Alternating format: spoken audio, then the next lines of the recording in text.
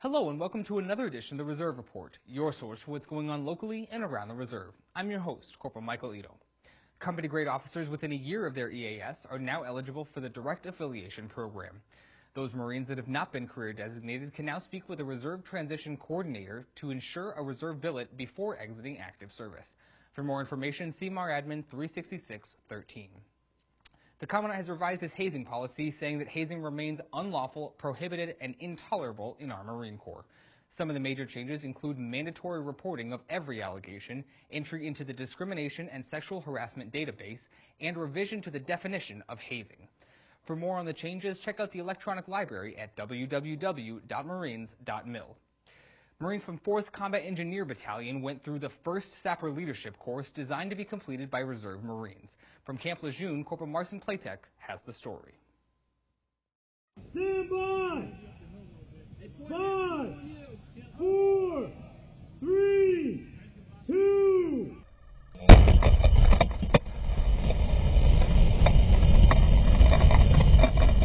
Clear! Go, go, go, go, go, go, go! The term sapper, in our community is basically saying this guy has been able to pull all this stuff together, or this engineer has been able to pull all this stuff together. The sapper leader is a guy who is now better prepared for combat leadership.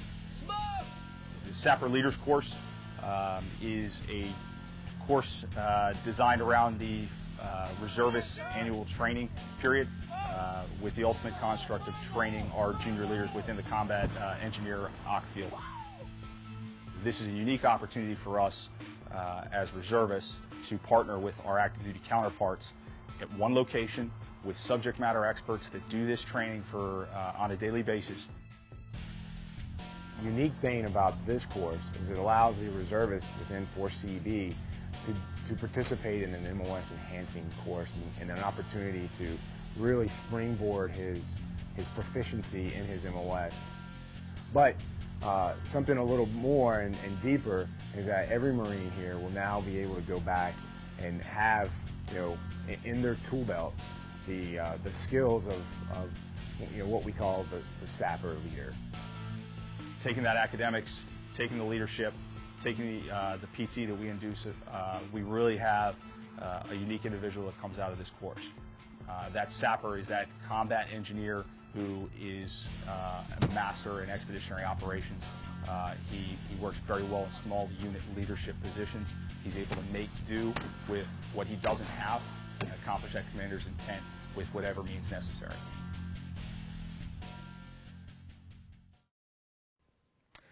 Course graduations aren't the only thing Marines are adding to their resume. The Marine Forces Reserve Marksmanship Training Unit competed against thousands of other shooters at the national rifle matches hosted by the Civilian Marksmanship Program.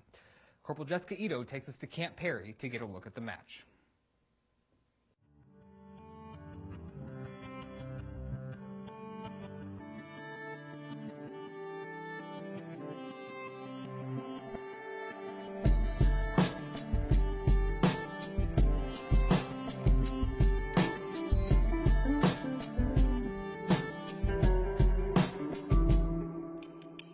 We come here every year to represent Mar4Res and compete for the national championship, the team event. We test out our competencies and capabilities to exercise the principles of marksmanship in high power across the course from 200 to 600 yards. More than any other place in the country, this is where the excellence in marksmanship is. So this is where all the lessons are to be learned. This is where the best people are to talk with, to exchange ideas. Camp Perry is a blast just because you're here. It's not just a 4-day match at some small range with 50 shooters. I mean, I think there's 1,500 shooters out here. All the service teams and all the civilians who shoot competitively, this is where, at the end of the year, you come and see who the best really is. The focus is the 6-man team. It's called the Dogs of War Trophy for the military folks. And so we come here and we compete against the military. It's mostly civilians here, actually, though, but the big competition is military. All the rest of us are trying to work our way up to that spot. So, I mean, it's just, we all go out and I want to be on the 6-man team. So I'm going to go out and practice, and when I get there, I'll be like, I beat you, you got your spot. Well, we shoot on our own a lot, but that doesn't give us much practice at shooting as a team. And you can see in this team environment how really dependent we are on the coach and the team captain. So we don't have a lot of practice at doing that. So we have to roll into this match at the peak of our own personal performance to give the coach the best shot at being able to roll us up as a team and do well. Virtually all the training is done on an individual basis, at home, on our home ranges, and the various states that we live in.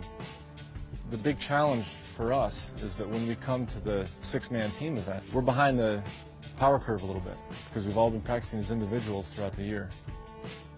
We get together when we can all get orders to be at the same match, the same range. But it's hard practicing on your own a lot of times without the feedback from people around you who really know a lot about how you shoot. So that's the biggest challenge. Everybody knows, everyone out here, all these civilians know that every Marine is rifleman. And so we come out here and show them. They like seeing it. And we all love shooting, and there's no better place. It's not nearly as fun when you're by yourself at the range practicing as it is out here with the public and with the other Marines.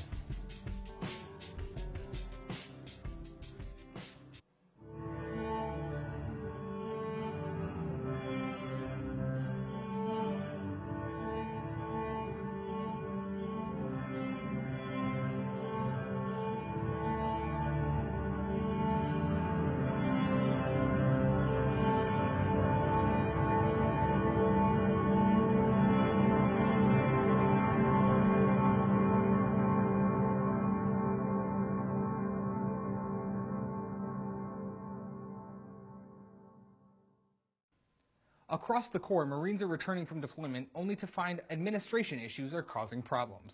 Our Commander-in-Chief recently visited Camp Pendleton to discuss the matter with Marines, as well as commending them for their service. Okay, Marines, sailors, how we doing? All right, I know you're ready to meet the Commander-in-Chief, and I'm ready to interview you. On behalf of Lieutenant General John Toulon and the more than 50,000 Marines and sailors and civilians of the 1st Marine Expeditionary Force, welcome to Camp Pendleton for this very special event, the visit of the 44th President of the United States. General Toulon could not be with us today as he's deep in the Pacific Rim conducting MEF business with our great allies. Congressman Issa, Congressman Davis, Congressman Rohrbacher, local representatives, we want to thank each of you personally for your continued support of the MEF, this great base, and the many thousands of military members and their families who call Southern California home. A very special welcome to our Gold Star family, the Hogans and the Patinos. You are indeed honored. We are indeed honored by your presence. We're humbled by your presence. Thank you for joining us today. We're also honored to have on deck a group of wounded warriors from the Wounded Warrior Battalion West. And most prominently, we have 2,500 members of the 1st Marine Expeditionary Force, Marine sailors and family members from 1 MEF and Marine Corps Base, Camp Pendleton. The President is a great friend of our Corps and no stranger to visiting Marines, sailors, soldiers, airmen, and Coast Guardsmen around the world, to include multiple visits to Afghanistan. The President ensures our Corps has the resources, equipment, and manpower in our nation's battles. The President understands that it is our Corps' mission to be most ready when called upon to respond to national emergencies. Today, Marines and sailors from 1 MEF stand proudly on duty in 19 nations around the world, whether in Afghanistan or other security missions in defense of U.S. interests or working closely with our many allies in training exercises around the globe. 1 MEF will be heard from today and every day. The First Lady, Michelle Obama, is also no stranger to Camp Pendleton. Having visited our Wounded Warrior Battalion, Mrs. Obama and Dr. Jill Biden have been a formidable force for good in mobilizing the nation in support of military families. So I know you're ready to meet your Commander-in-Chief from a warm Camp Pendleton welcome that he will never forget. Are you ready? Ladies and gentlemen, attention on deck!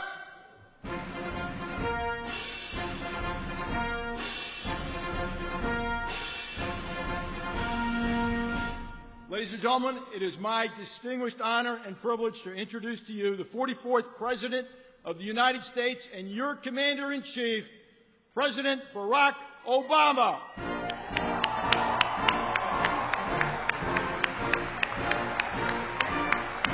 Let's make some noise, guys! Some noise!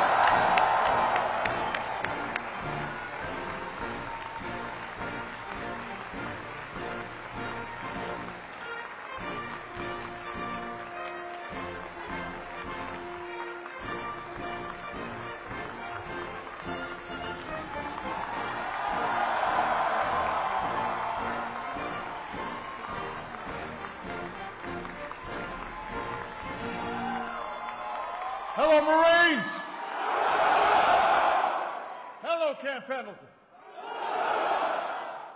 Well, listen, it is great to be here at the home of the 1st Marine Expeditionary Force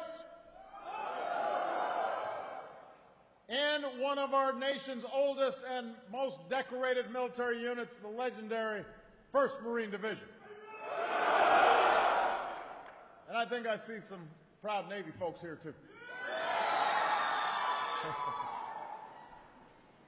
Let me thank General Nicholson for the introduction and for his outstanding leadership of our Marines in Iraq, in Afghanistan, and that includes your command of the 2nd Marine Expeditionary Brigade out of Camp Lejeune, which we recognized last year with the Presidential Citation.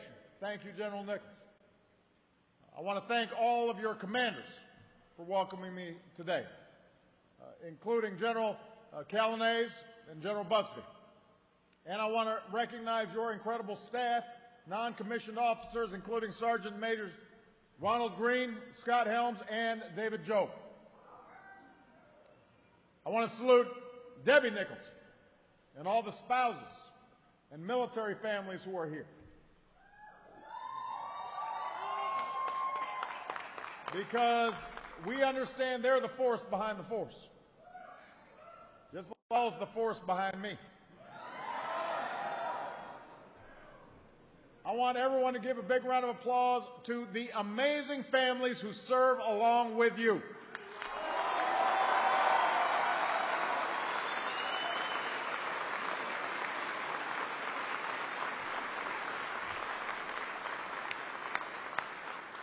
And I want to acknowledge members of Congress who are here, including Susan Davis, Darrell Issa, and Dana Rohrabacher.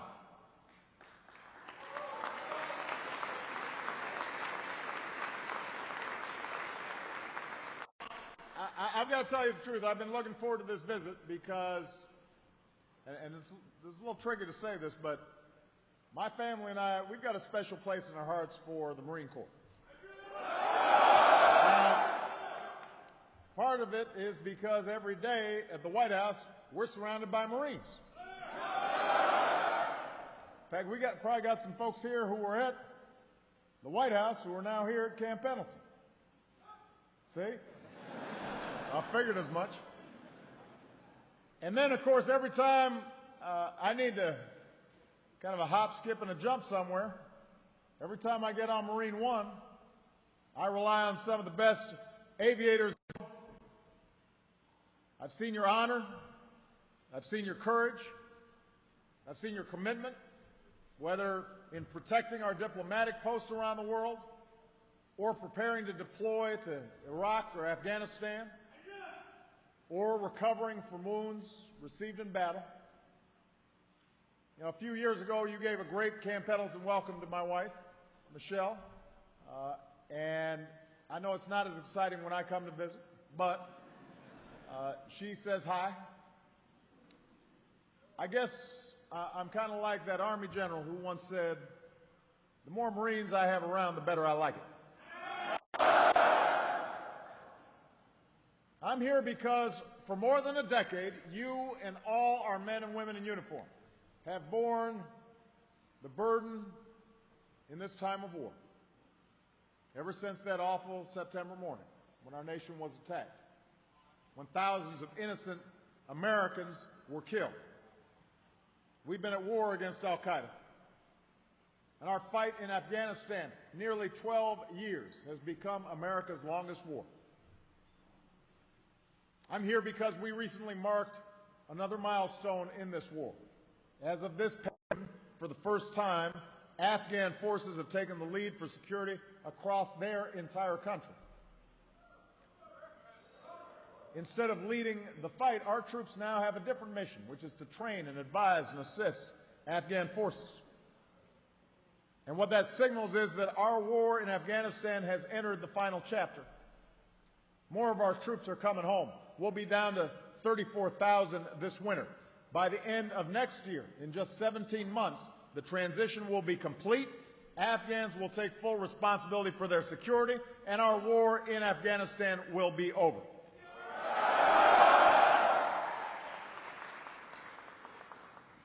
None of this progress would have had it not been for you. We thank all who have served there, especially our camp penals and Marines. After our nation was attacked, you were some of the very first conventional forces in Afghanistan, racing in hundreds of miles by helicopter, toppling that regime and driving al-Qaeda from its camps. Then when the fight shifted to Iraq, you were there, racing towards Baghdad, deposing a dictator. And through years of combat, into Crete, and Fallujah, and Ramadi, your courage added to the glory of the Marines' long and illustrious history. When we refocused on Afghanistan, you led the way again, surging into Helmand, pushing the Taliban out of its strongholds, like Marja and Nazad and Sangin. And when future generations study those fights, they will stand in awe of the unparalleled sacrifice of the 3rd Battalion, 5th Marines, our Dark Horse Marines. Today we hold close the memory of all who've made the ultimate sacrifice in these years of war. That includes 326 fallen heroes from Camp Pendleton. We honor all of them, every single one. And we stand with their families, like the Gold Star families that I had an opportunity to meet with before I came out here. We are grateful to them. We're grateful for their sacrifice. They've given a piece of their heart to America, and America will always honor their sacrifice. I know some of you recently returned from Afghanistan. On behalf of a grateful nation, welcome home. We send our prayers to all those who at this very moment are still in harm's way, including your Regimental Combat Team 7, which is coming home this month. I know some of you are getting ready to deploy in the months to come. This is still a hard fight. Our Afghan partners have stepped up. They're bearing a bigger brunt of the firepower. They're taking on a lot more casualties. They are in the lead. But it's still tough, and we're still needed. And here's what I want every single one of you to know. Because of you, the 9/11 generation, we are accomplishing what we set out to do. Because of you, Osama bin Laden is no more. Because of you, Al-Qaeda's top ranks have been hammered. The core of Al-Qaeda in Afghanistan and Pakistan is on the way to defeat. That happened because of you. Because of you, more Afghans are reclaiming their communities, their markets, their schools, their towns. And they have a chance to forge their own future. Because of you, more Afghans are trained and stepping up and defending their own country. Because of you, and to preserve the gains you fought and bled for, we are going to make sure that Afghanistan is never again a source of attacks against our country. That happened because of you. So the war in Afghanistan will end. For you, that means fewer deployments. It means more training time, preparing for the future, getting back to what Marines do better than anybody else on earth, amphibious operations. It means more time here on the home front with your families, your wives, your husbands, your kids. Of course, the end of the war in Afghanistan doesn't mean the end of threats to our nation. As I've said before, even as we decimated the Al-Qaeda leadership that attacked us on 9/11, Al-Qaeda affiliates and like-minded extremists still threaten our homeland, still threaten our diplomatic facilities, still threaten our businesses abroad. And we've got to take these threats seriously and do all we can to confront them. We've been reminded of this again in recent days. So I want to take special time out to salute brave diplomats and tireless intelligence and military personnel who've been working around the clock to safeguard our embassies and our consulates and our fellow Americans serving overseas, including all those vigilant Marines standing guard at our embassies around the world. They're doing an outstanding job.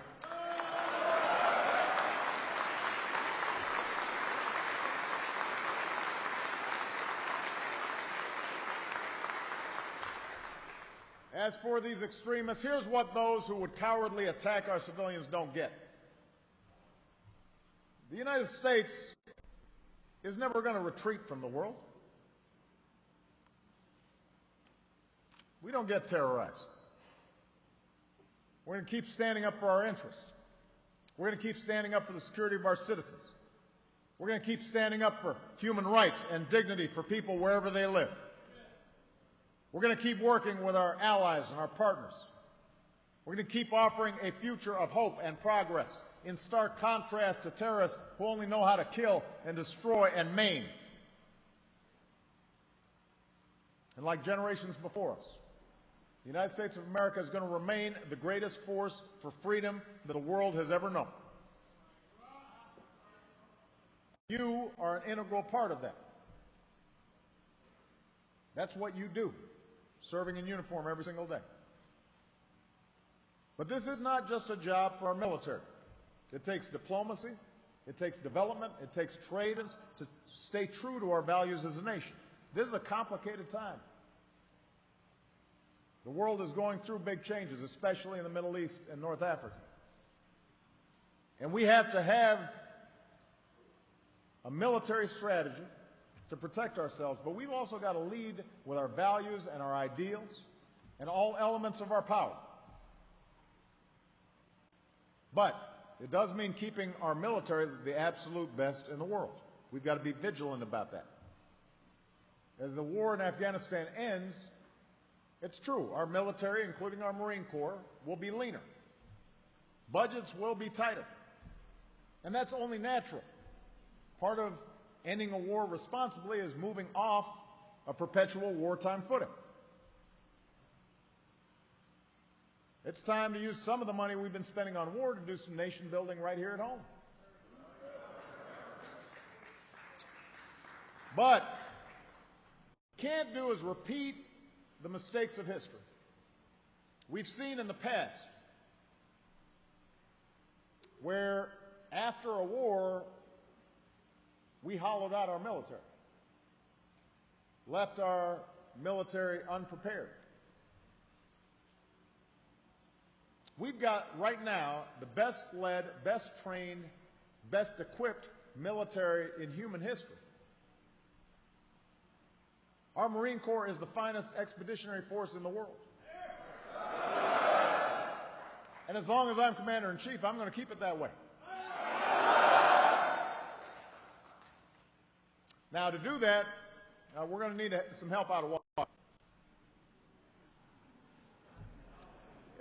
Congress couldn't agree on a plan to reduce the deficit in what I consider a sensible way, so instead what we've got is these big across-the-board cuts called the sequester. Sequester kicked in. It includes defense, and we're already starting to see the effects.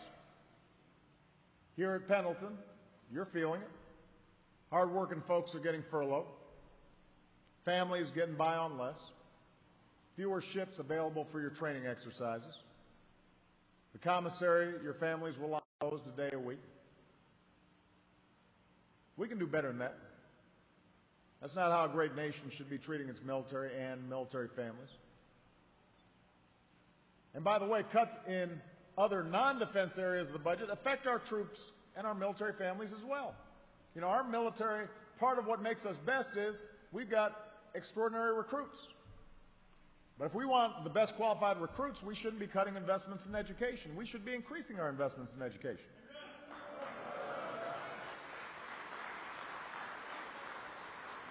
Our wounded warriors, our veterans, depend on new technologies in their health care. So we shouldn't be slashing investments in science and medical research. We should continue to be the world leader in science and research. So that's why I'm going to keep on working to get rid of this sequester. You get up and do your jobs every day. Let's make sure Washington gets up and does its job. You know, and what makes me frustrated is sometimes the very folks who say they stand with our military proudly, the same ones who are standing in the way of fixing the sequester. It's important to look at deeds and not words.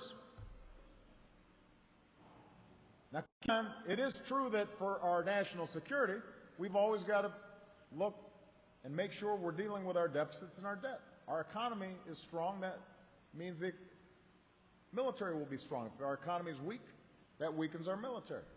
But our deficits right now are falling at the fastest rate in decades. We've cut them in half. And they keep on moving in the right direction. In that context, Congress needs to agree on a responsible plan that reduces our deficits, but also keeps our military strong, also invests in education, also invests in research, also in our infrastructure. That's what you deserve. That's what your families deserve. That's what I'm fighting for, and that is my commitment to you.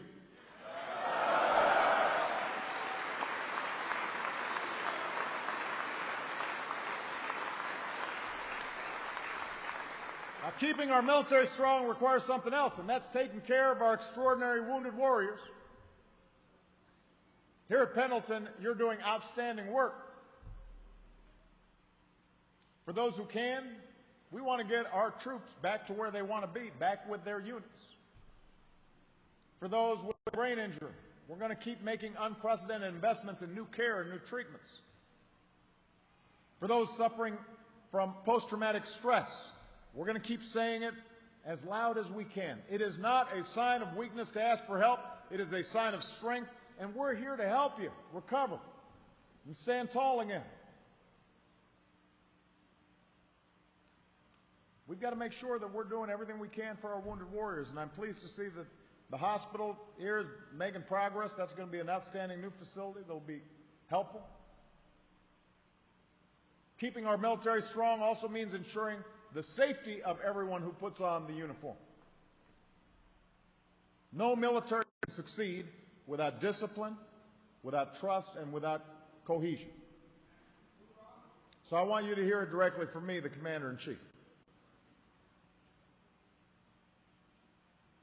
It undermines what this military stands for, and it undermines what the Marine Corps stands for when sexual assault takes place within our units.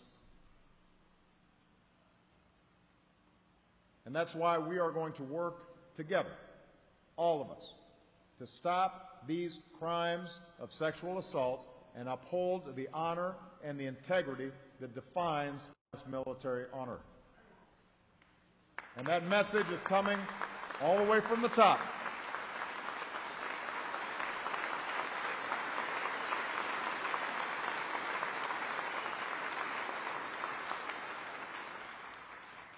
Keeping our military strong means keeping our military families strong. Michelle and Vice President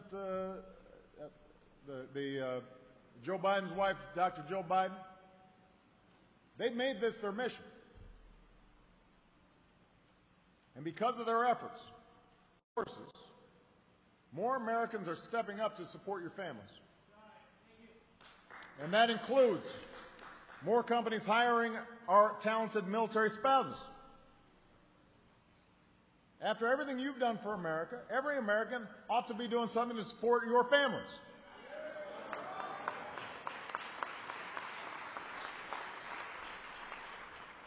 As this time of war ends, some of you will be taking off the uniform and returning to civilian life.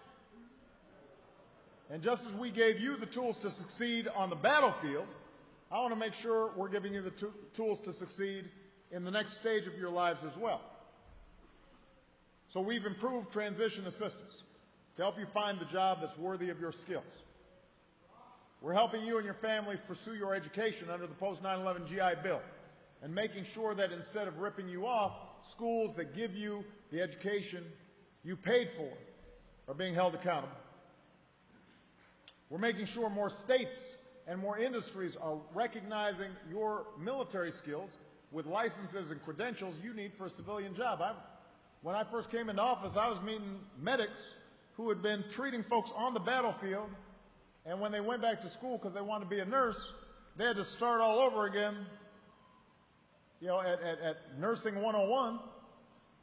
And here they are dealing with some of the worst injuries possible, and they're not getting any credit for it, which means costing them time, costing them money. We're changing all that. If you've done the job on the battlefield with bullets coming at you, you can sure as heck do the job back here in the United States of America.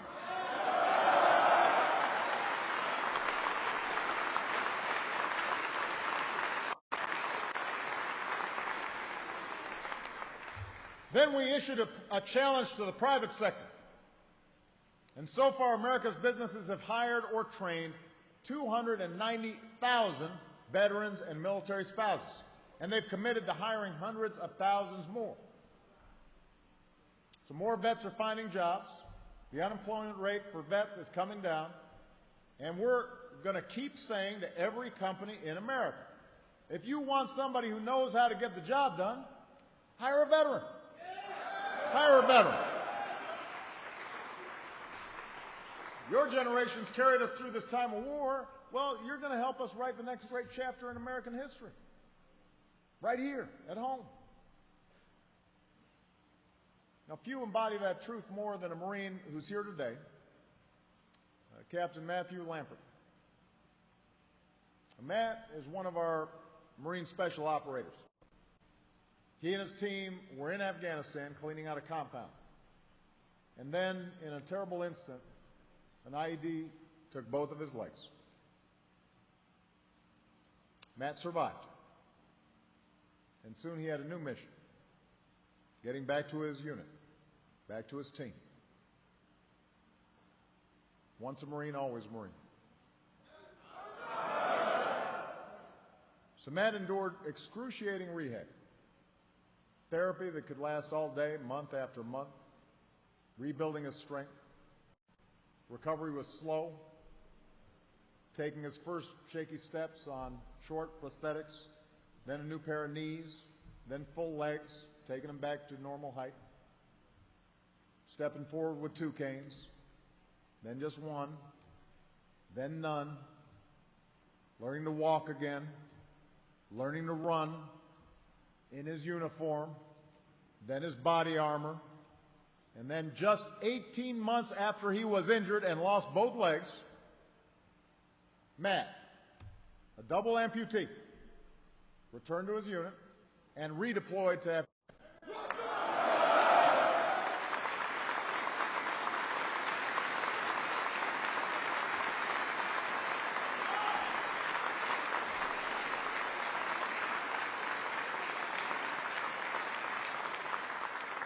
For a time, Matt even served as team leader.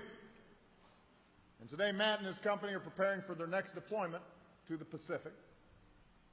His wife, Camille, also a Marine, is working to become a test pilot because Matt says she likes to fly aggressively. And this inspiring Marine couple is looking ahead to serving their country for many years to come. Matt and Camille, please wave. Thank you so much. Thank you so much. You know, there are stories like Matt and Camille's throughout our Marine Corps. They represent what's best in our Marine Corps. Semper Fidelis. That's the ethic of your lives. Always faithful. Always faithful to each other, the few and the proud. Always faithful to your Corps, 237 years. Always faithful to your country, for whom you wear the eagle, globe, and anchor. After all you've given to our nation, you have to know your nation will always be faithful to you. As your Commander-in-Chief, that's my commitment to you. That's the commitment America must uphold to you and your family for all the years to come. Semper Fi. God bless you all. God bless the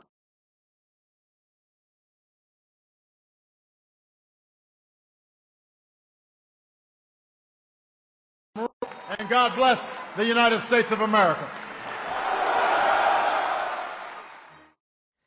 That about does it for this edition of the Reserve Report. As always, for more news, photos, and videos, check out our website at www.marforez.marines.mil. I'm Corporal Michael Ito. Thanks for watching.